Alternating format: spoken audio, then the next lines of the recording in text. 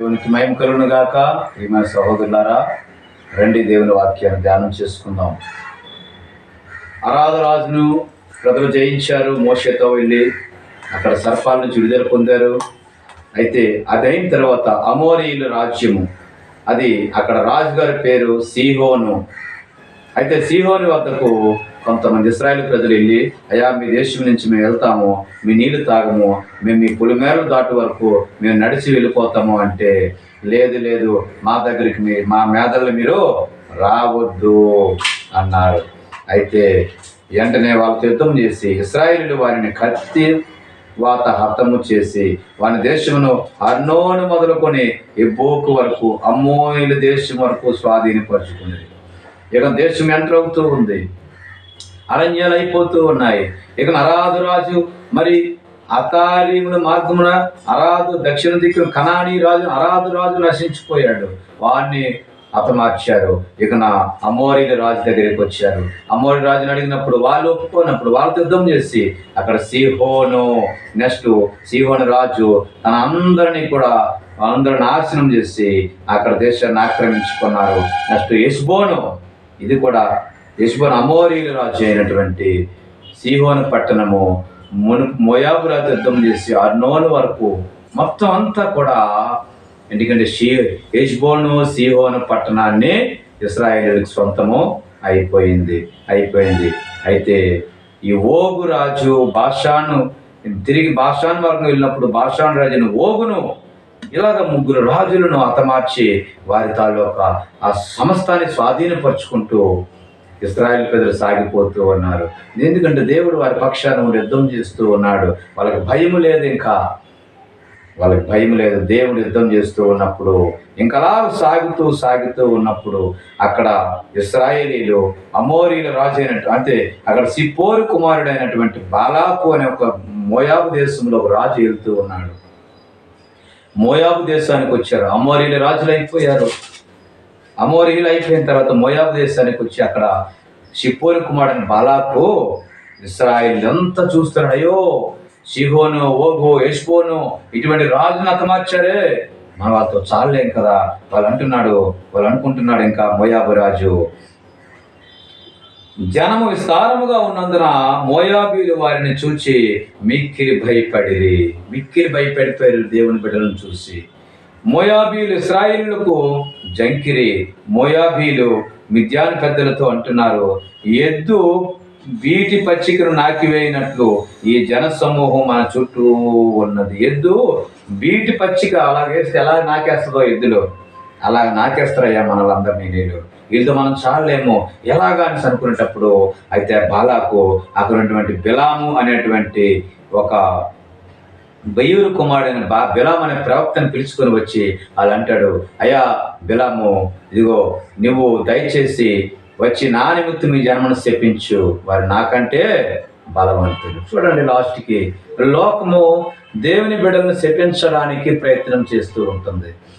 లోకములోని ప్రజలు, లోకములోని పెద్దలు, లోక అధికారులు, ఎందుకంటే దేవుని బిడ్డలు జయించలేక వాళ్ళు చేసినటువంటి ప్రార్థన, వాళ్ళ బతికేటువంటి జీవితము, వాళ్ళ యొక్క పరిశుద్ధతనము సమస్తాన్ని కూడా చూసి వాళ్ళు గ్రహించలేక ఉండలేక, వాళ్ళు భరించలేక వాళ్ళు భయపడిపోయి ఒక బిలాము అనేటువంటి ప్రవక్తను పిలుచుకొని అంటున్నాడు, నీవు నా నిమిత్తమే జన్మను శపించు, వారిని హతము చేయుటకు నేను బలం ముందునేమో, వాళ్ళు శపించు, వాళ్ళు వస్తాను దేశంలో నుంచి రానేను అనేసి అంటే, ఆగయ్యా నేను మళ్ళీ దేవుని యొద్దకు అడుగుతానంటే, దేవుని యొద్దకు అడిగి వాళ్ళు శపించొద్దు అని దేవుడు అన్నప్పుడు మరొకసారి బిలాము దగ్గరికి మోయాబు రాజు ఇంకా గొల్లేని వారిని పంపించి అంటున్నాడు, ఇగో నువ్వు చెయ్యి ఆ పని దేవుని దగ్గరికి అడుగుతాను ఉండు అంటే, లేదు నువ్వు ఎట్టి పరిస్థితుల్లో కూడా వెళ్ళొద్దు అన్నప్పుడు మళ్ళా 3వసారి బిలాము దేవుని యొద్దకు అడుగుతాడు, అయ్యా నేను ఆ ప్రజలను చెప్పించడానికి వెళ్ళలా వద్దా అంటే,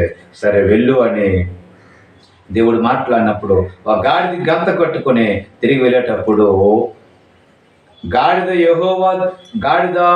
మీద గంత కట్టాడు, గాడిద మీద కూర్చున్నాడు బిలాము. అయితే బిలాముతో పాటు వెళ్తూ ఉంటే ఆ ఎదుటిగా కుడికైనను ఎడమకైనను తిరగకుండా ఆ గాడిద కూలిపోయింది. అక్కడ కూలిపోతే ఆ యొక్క చేతి కర్రతో గాడిదను కొడుతూ ఉన్నాడు. లెగో లెగో పద, చెప్పించడానికి వెళ్తున్నాం పద అంటే దేవుడు గాడిదకు వాక్కిచ్చి, నువ్వు నన్ను ముమ్మారు కొట్టిద్దివి, నేనేమి చేసి తినప్పుడు నీవు నా మీద తిరుగుబడితివే, నా చేత ఖడ్గముని ఎడల నిన్ను చంపి ఉండేది అని గాడిదతో అంటున్నాడు. చూడండి, గాడిదకు దేవుడు వాక్కిచ్చాడు. గాడిద ద్వారా బిలాముకు బుద్ధి చెబుతూ ఉన్నాడు. ఏవయ్యా, నన్ను 3 సార్లు కొట్టావు, ఒకవేళ కానీ నేను కానీ తప్పిపోయి ఉంటే ఒక దేవదూత చేత ఒక చేత ఖడ్గం పట్టుకొని ఉన్నది. అంతలో అంటున్నాడు, ఇదిగో నేను నీ దాని మొదలుకొని నేటి వరకు నీవు ఎక్కుచూ వచ్చిన నీ గాడిదని కానా, నేను ఎప్పుడైనా నీకు ఇట్లు చేయటం కదా అని బిలాముతో అన్నప్పుడు బిలాము కనులు తెరిస్తే దూసిన ఖడ్గము చేత పట్టుకొని త్రావులో నిలిచిన యెహోవా దూతను అతడు చూచి సాష్టాంగ నమస్కారము చేశాను. దేవుని దూత ఒక పెద్ద ఖడ్గం పట్టుకొని త్రావులో నిలిచి ఉంది. ఒకవేళ గాడిద కానీ కూర్చోకపోతే, కూలబడకపోతే ఈ బిలాము తాలకు తల ఎగిరిపోయేది. అప్పుడు సాష్టాంగ పడుతూ, అయ్యా నేను పొరపాటు చేశాను అంటున్నాడు. అయినప్పటికీ కూడా బాలాకు దగ్గరికి వచ్చి నేను సరే చెప్పించు అంటే ఈ కొండ మీదకి వెళ్ళి ఆ కొండ మీద కొన్ని బలులు అర్పించి ఆ కొండ మీద ఆరాము నుండి బాలాకు ఆ తూర్పు పర్వతముల నుండి మోయాబు రాజును రప్పించి, తూర్పు పర్వతముల నుండి ఆరాము నుండి బాలాకు వచ్చి తూర్పు పర్వతం మీద నిలబడి మోయాబు రాజు పక్కన ఉన్నాడు. ఆయన చెప్పిస్తూ ఉన్నాడు. ఏమని చెప్పిస్తున్నాడు అంటే, ఏమని చెప్పించగలను, ఇశ్రాయేలును భయపెట్టవలను.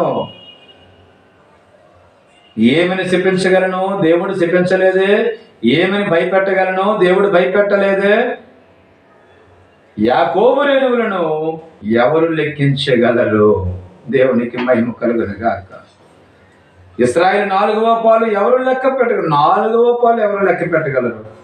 ఇశ్రాయేలు 4వ పాలు వీళ్ళు, ఇశ్రాయేలు 4వ పాలు యాకోబు రేణువులు వీళ్ళు ఇంతగా విస్తరించబడితే ఈయన చెప్పించలేని అనేసరికి ఇంకా అంటున్నాడు, అయ్యా నువ్వు ఇక్కడ కాదు, ఆ కొండ మీదకి రా, ఆ కొండ మీద నేను చేస్తాను, ఆ కొండ మీదకి వచ్చి అక్కడ మళ్ళా చెప్పించంటే అక్కడ కూడా అంటున్నాడు, యాకోబులో మంత్రం లేదు, ఇశ్రాయేలులో శకునము లేదు.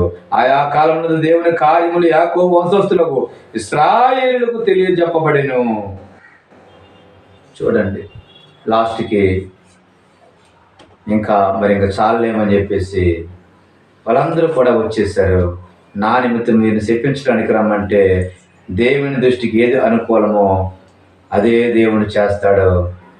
నువ్వు చెప్పించటం లేదు అనేసరికి, లేదా నేను చెప్పించడానికి నా దేవుడు నా నోటంట ఈ మాటలు పెట్టలేదని దేవుడు బిలాము బాలాకుతో అంటూ ఉంటాడు. అందుచేతనే ఈరోజు అనుకుంటున్నాం, దేవుని బిడ్డలను శపించాలని ప్రయత్నాలు చేసినా, దేవుని బిడ్డలను ఏదైనా హింసించాలని ప్రయత్నం చేసినా అది ఇశ్రాయేలుకు విరోధంగా రూపించబడిన ఏ ఆయుధము వర్ధిల్లదు. ఈరోజు వర్ధిల్లదు. ప్రియమైన సహోదరుడా, నీకేం భయము లేదు. నువ్వు నిశ్చంతగా జీవించు, నిశ్చంతగా ఉండు. దేవుని సన్నిధిలో నిర్భయముగా నువ్వు ఉండవచ్చును. దేవుని రాజ్యం కొరకు సిద్ధపడు. అయితే ఇంకా బాలాకు అంటూ ఉన్నాడు, అయ్యా మరి ఈ రకంగా అయితే మనం జయించలేము, కానీ వచ్చిన వారు ఉన్నప్పుడు వాళ్ళకి ఇలా కాదు, బిలాము వేరొక బాధ వాళ్ళకు చేసి దేవుడు వాళ్ళతో ఉన్నాడు, వాళ్ళు పరిశుద్ధంగా ఉన్నారు. వీళ్ళు పరిశుద్ధంగా ఉన్నంత వరకు వాళ్ళు ఏం చేయలేము, కానీ వాళ్ళ పరిశుద్ధత కానీ తప్పిపోతే అప్పుడు దేవుడు వాళ్ళ నుంచి దూరం వెళ్ళిపోతాడు. అప్పుడు వాళ్ళని మనం చాలా సులువుగా పట్టుకొని మన చేతిలో పట్టుకుందాం వాళ్ళే అని ఇటువంటి బోధ చేసినప్పుడు మోయాబు రాజు కొంతమంది స్త్రీలను వాళ్ళ వైపు పంపిస్తూ ఉంటాడు. పంపించి వాళ్ళందరూ కూడా నాశించిపోతారు, దేవుని యొద్ద నుంచి దూరం అయిపోతారు. అప్పుడు చాలా సులువుగా ఇశ్రాయేలు ప్రజలందరూ కూడా మోయాబీలకి తిరిగి బానిసలుగా మారిపోతారు. ఈరోజు దేవుడి వాక్యం తెలియజేస్తున్న మాట, నువ్వు పరిశుద్ధతగా ఉంటే దేవుడు నీతో ఉంటాడు. దేవుడు నీతో ఉంటే దేవుడి దగ్గర నుంచి నిన్నెవ్వరు కూడా వేరుపరచలేరు. విజయం ఎల్లప్పుడూ నీదే ఉండును.